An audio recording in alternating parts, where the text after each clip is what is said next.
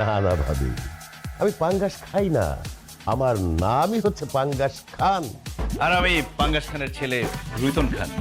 পাঙ্গাস, রুই সব মাছের নামে কেন? কারণ আমরা মাছের উপর ইনসাফ করেছি এই জন্য। মানে আন্টি, একটা ব্যাপার চিন্তা করে দেখেন, পৃথিবীতে ফুলের নামে মানুষের নাম আছে, ফলের নামে মানুষের নাম আছে, পাখির নামে মানুষের নাম আছে, কিন্তু মাছের নামে মানুষের নাম নেই। এটা কি মাছের সাথে অন্যায় করা নয়? এই জন্য আমার দাদা কাতলা খান চিন্তা করেছিল যে তার বংশের সবার নাম রাখবে মাছের নামে। এই জন্য আমার বাবা পাঙ্গাস খান, আমি রুইতন খান। আর আমি সিদ্ধান্ত নিয়েছি, আমার যদি সন্তান হয়, ছেলে সন্তান হলে তার নাম থাকবে বোয়াল খান, আর মেয়ে হলে তার নাম থাকবে ট্যাংরা আক্তার। বাবা, মাছ নিয়ে তোমাদের এত চিন্তা? চিন্তা তো থাকবে আন্টি, আমরা মাছের মানুষ না। আচ্ছা, সবই তো বুঝলাম, আমি মাছের গন্ধ পাচ্ছি, তুমি পাচ্ছ না?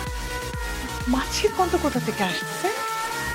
থেকে আবার আমাদের থেকে না, কারণ আমরা যে পরিমাণ বডি স্প্রে মারি, আমাদের থেকে মাছের গন্ধ আসার প্রশ্নই আসে না। আমার মনে হয় আন্টি, ওই আশেপাশে কোনো বাসা থেকে গন্ধটা আসতেছে, তারা মাছ কিনছে, মাছ কাটা শুরু করছে, এই জন্য মনে হয় গন্ধটা আসতেছে। আচ্ছা, গন্ধের কথা পাচ্ছেন, আমার মেয়ে কোথায়? মেয়েকে ডাকবেন দেখি। ও একটু সাজুগুজি করছে, তার ডাকছি। সুইটি, সুইটি, মা তাড়াতাড়ি আয়, সবাই ওয়েট করছে। এই যে কি হয়? রুইতন,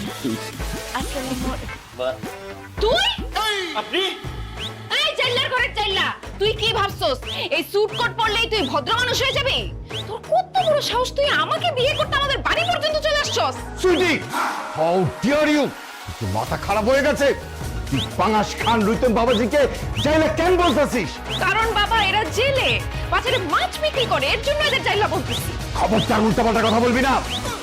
পাঙ্গাস সাহেব আর রুইতন বাবাজি অনেক বড় ব্যবসা।